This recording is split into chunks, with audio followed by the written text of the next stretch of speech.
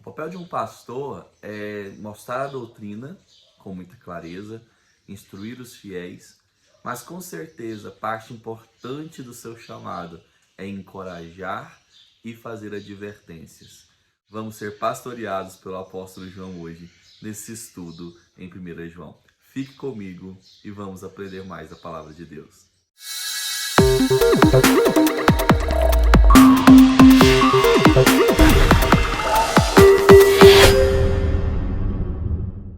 A nossa exposição hoje está nos versículos 12 a 14 do capítulo 2 da primeira carta de João, que diz assim: Filhinhos, eu vos escrevo porque os vossos pecados são perdoados, por causa do seu nome. Pais, eu vos escrevo porque conheceis aquele que existe desde o princípio. Jovens, eu vos escrevo porque tendes vencido o maligno. Filhinhos, eu vos escrevi porque conheceis o Pai. Pais, eu vos escrevi porque conheceis aquele que existe desde o princípio. Jovens, eu vos escrevi porque sois fortes e a palavra de Deus permanece em vós e tendes vencido o maligno. Então nós vamos agora entender essas verdades à luz da palavra, porque nesse momento aqui desses dois versículos, daqui a pouquinho nós poremos os outros adiante, eles falam a respeito de um encorajamento. Essas palavras aqui de João são um encorajamento porque elas falam sobre a verdadeira identidade desse cristão, de uma certeza que o cristão deve ter da sua caminhada, de que está no caminho certo, de que ele é de fato cristão e que tudo que ele está falando não é um peso, mas uma realidade que Cristo vai tornando cada vez mais palpável na vida daqueles que o seguem e o servem como Senhor e Salvador. Então, isso é importante nós entendermos, porque o papel do pastor é isso. Há algumas semanas nós vemos aqui o apóstolo João falar sobre as marcas do verdadeiro cristianismo, os traços do que é ser um verdadeiro cristão, mas aqui nesse momento e nesse estudo de hoje nós vamos ver que João pausa um pouco essa exposição da doutrina para trazer uma palavra de ânimo e de advertência para esse povo. Essa igreja precisava entender que eles deveriam ter essa certeza de que tudo que ele está falando eles vivenciam, ele já é uma realidade em suas vidas. E isso nos traz uma lição muito importante.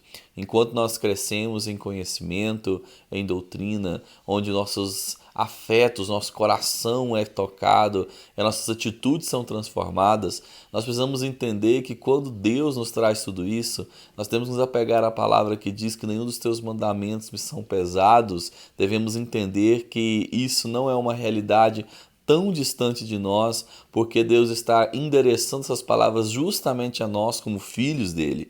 Então, o pastor tem esse papel importantíssimo na caminhada de não só demonstrar doutrina, não só trazer a congregação para perto das verdades, mas dar a essa congregação a certeza de que eles são o povo certo para ouvir essa mensagem, porque eles de fato são filhos de Deus, salvos, remidos pelo sangue de Cristo e por isso são perfeitamente, através de Cristo, o destinatário correto para essas palavras.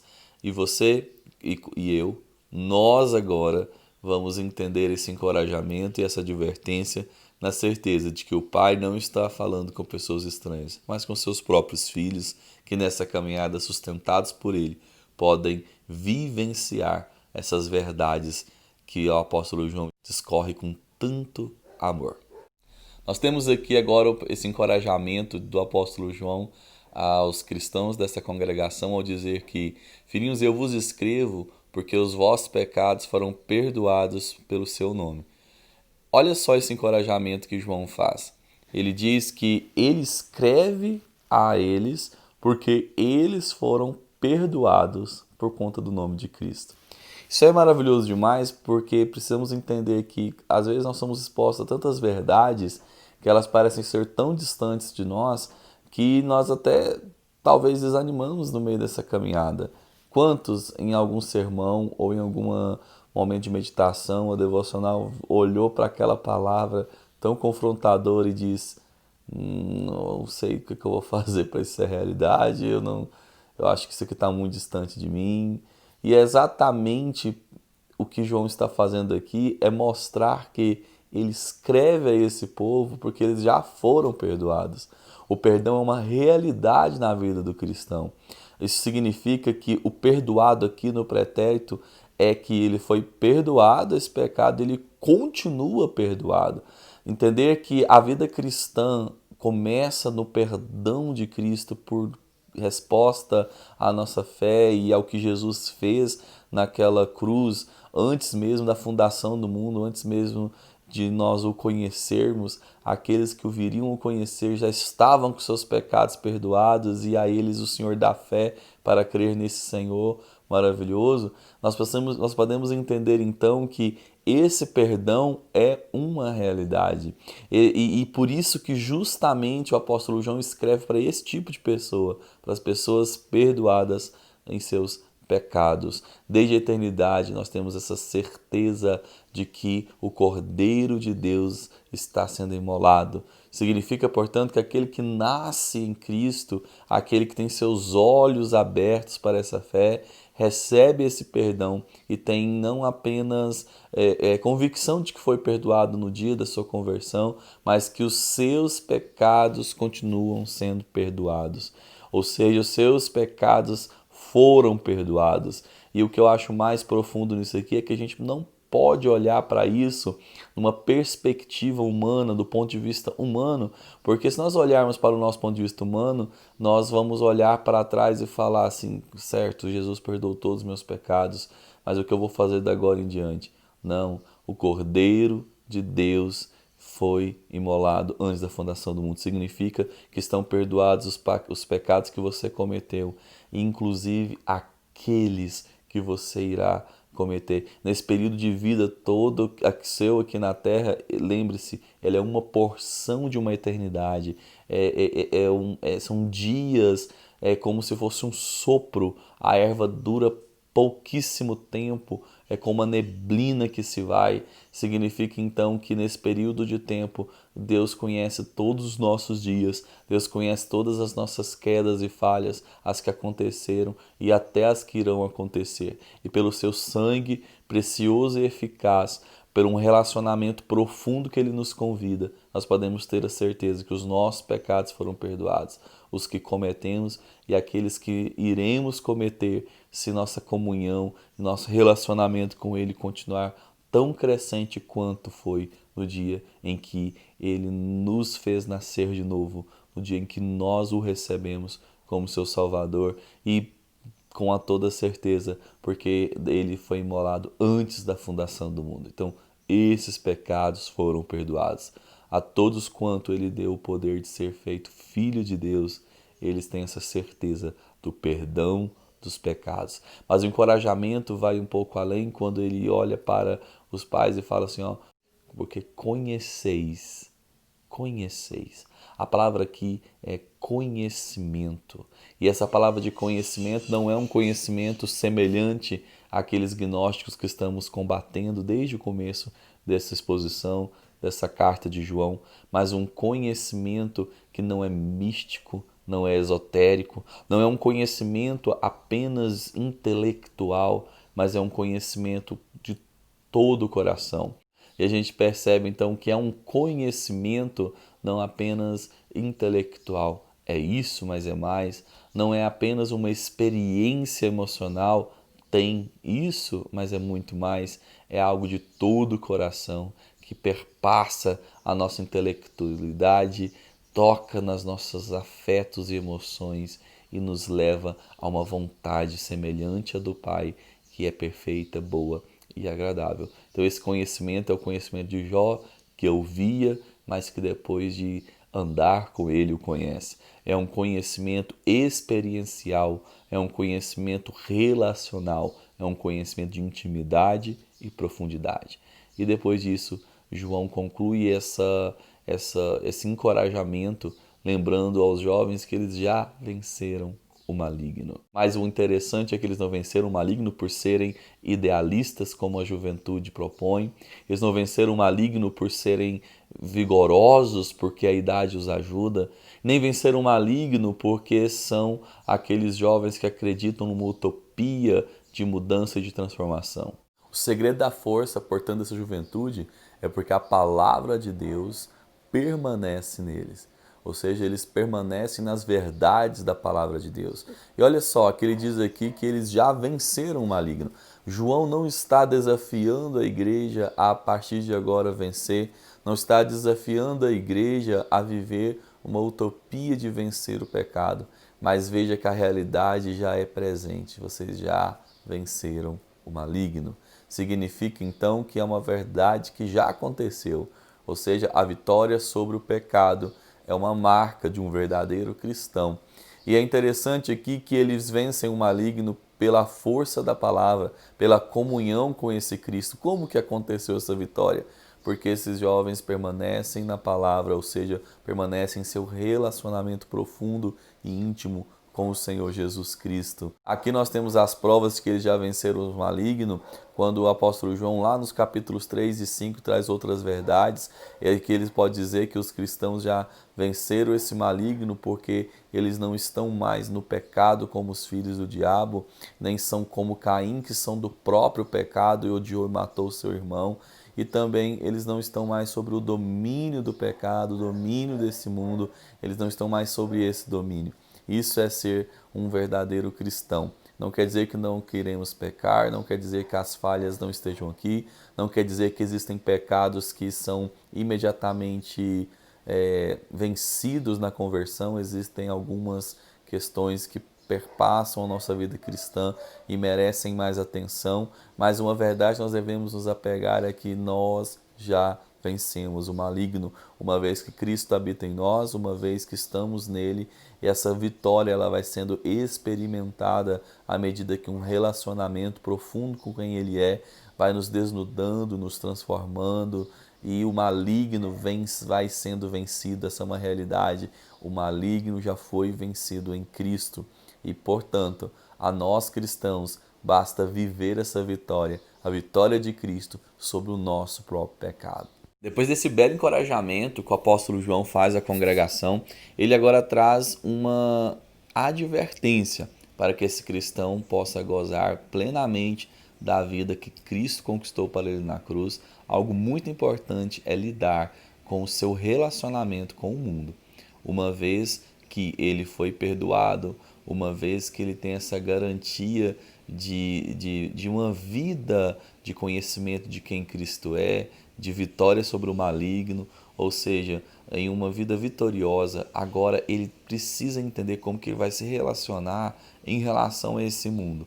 Agora o assunto sai da igreja e vai para fora dela. Então o apóstolo João, dos versículos 15 a 17, diz o seguinte: Não ameis o mundo, nem as coisas que há no mundo. Se alguém amar o mundo, o amor do Pai não está nele, porque tudo que há no mundo, a concupiscência da carne, a concupiscência dos olhos e a soberba da vida, não procede do Pai, mas procede do mundo. Ora, o mundo passa, bem como sua concupiscência. Aquele, porém, que faz a vontade de Deus, permanece eternamente. Nós vemos aqui que essa advertência perpassa, então, por três assuntos principais. Primeiro, sobre o amor ao mundo. Segundo, sobre as armadilhas desse mundo. E terceiro, a consequência de como nos relacionamos com esse mundo. O apóstolo João diz aqui para que os cristãos não amem esse mundo, porque eles não vão fazer a vontade do Pai.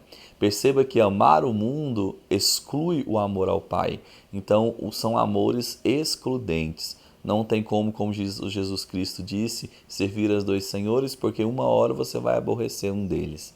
O amor ao mundo aqui precisa de uma atenção. Quando a gente fala mundo na Bíblia, ele pode ter significados diferentes. Mundo pode ser o mundo criado e físico, e esse foi criado pelo nosso Senhor, é resultado da criação, quando ele disse haja luz e haja todas aquelas outras partes nos dias seguintes da criação. Portanto, esse mundo é bom.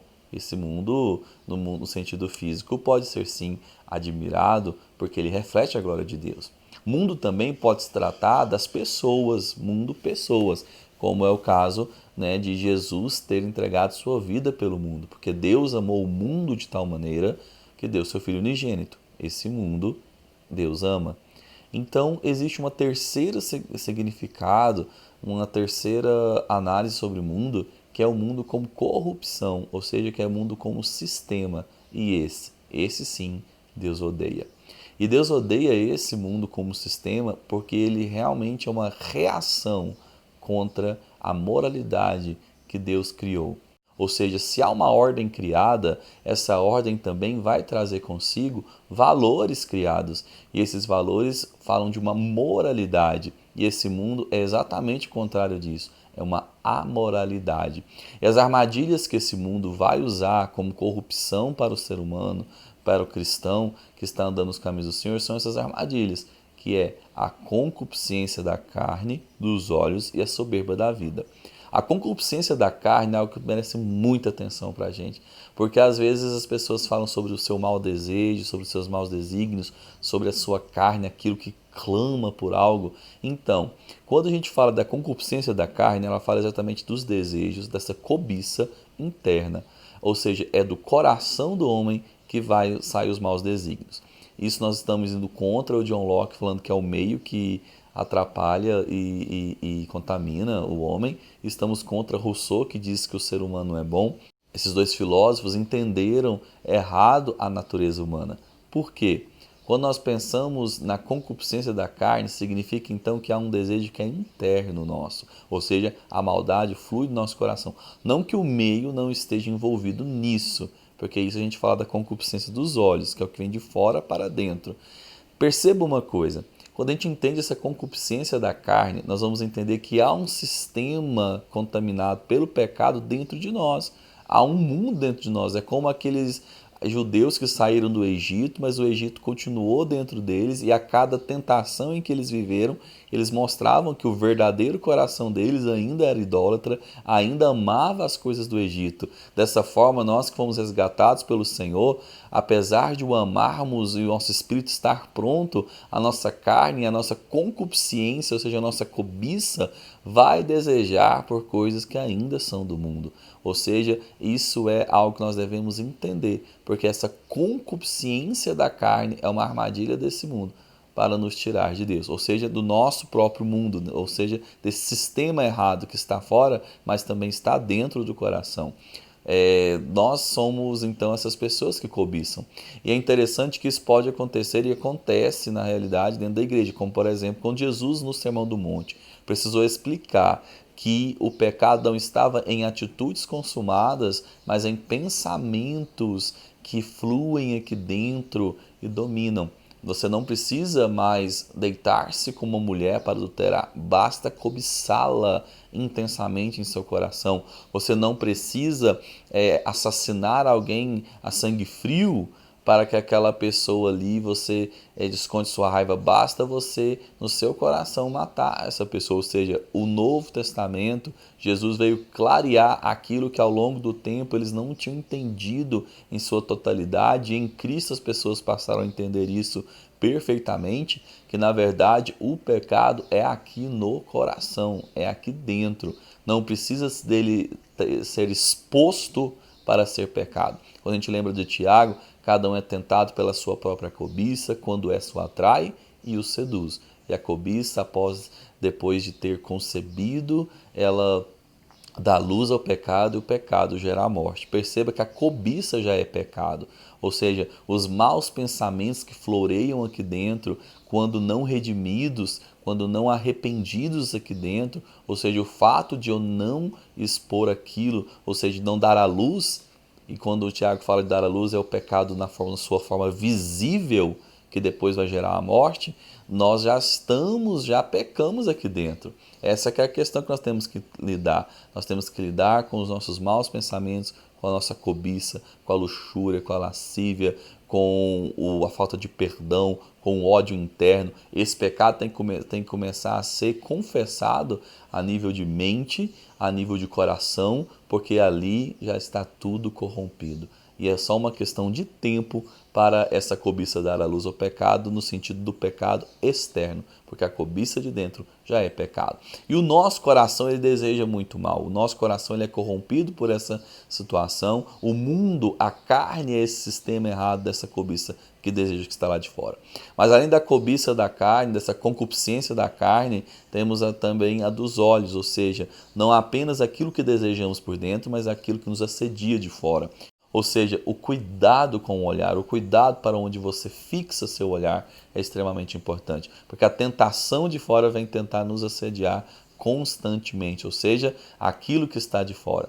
Mas perceba que elas trabalham juntas. Vem o nosso olhar que olha para o que está de fora, que nos seduz. E nenhuma tentação. Por que a palavra de Deus e Paulo diz que nenhuma tentação sobreveio sobre nós que não fosse humana, ou seja, que não fosse impossível de ser negada? Porque se o nosso coração aqui dentro está trabalhado no Senhor, se os nossos olhos estão trabalhados no Senhor, aquilo que vem de fora não vai fecundar em nosso coração. Então, por isso, um relacionamento profundo com Deus e com a sua palavra é o que vai fortalecer nosso coração a não ser um campo fértil para a tentação que vem de fora para dentro. Lembre-se que na concupiscência dos olhos, Davi cobiçou Batseba. Na concupiscência dos olhos, a mulher de Potifar desejou a José. Eva olhou para o fruto. Então, cuidado com os olhos. E, por fim, a soberba da vida, outra armadilha que vem minar a nossa fé, que já é não apenas uma atitude de coração ou de olhar, mas é uma ostentação daquele que já se entregou às concupiscências. Ou seja, aquele que se entrega, que ostenta, seja uma intelectualidade, seja uma vida financeira, seja uma vida luxuriosa de muitos prazeres. Ou seja, a soberba da vida é aquele que pensa ter tudo, quanto na realidade está sobre o nada. Aquele coração já foi corrompido, o amor ao mundo deletou o amor ao Pai, excluiu esse amor ao Pai e ele vive em uma soberba que é totalmente oposta ao chamado cristão de humilhação. Então nós devemos tomar cuidado com isso. E por último, nessa advertência, ele termina dizendo para que os cristãos não amem esse mundo, porque esse mundo vai passar, mas aquele que permanece no Senhor permanecerá com ele eternamente. Algo que o João nos alerta é que nós não somos desse mundo. Nós somos estrangeiros, não temos lar nesse mundo. Tal como a canoa está no rio, ela não é o rio, ela não pertence àquele rio, ela passa por aquele rio, ela não é parte do rio. Ou seja, nós somos chamados a entender que nós estamos aqui de passagem e sempre que nos encantamos demais com as coisas daqui, nós permanecemos aqui e vamos passar e ser tão transitórios quanto aquilo que amamos. Aquilo que nós amamos define a nossa eternidade. Quando nós permanecemos nesse Senhor e o amamos de todo o nosso coração, como já disse antes, no sentido de pensamentos, emoções e decisões, nós passamos a entender que permaneceremos para todo sempre. É isso, que você possa entender hoje que o pastor João, que compartilhou essas palavras conosco, ele está te encorajando a entender que você é um filho de Deus, que tem conhecimento experimental dele, que você já venceu o maligno, mas ao mesmo tempo, tome cuidado com o mundo. Seja amigo de Deus, deteste o mundo, um exclui o outro e nós devemos nos aplicar a amar a Deus de toda a nossa alma, de todo o nosso coração, de todo o nosso entendimento, porque se assim vivermos, permaneceremos para sempre. Muito obrigado pela sua companhia e até a próxima semana.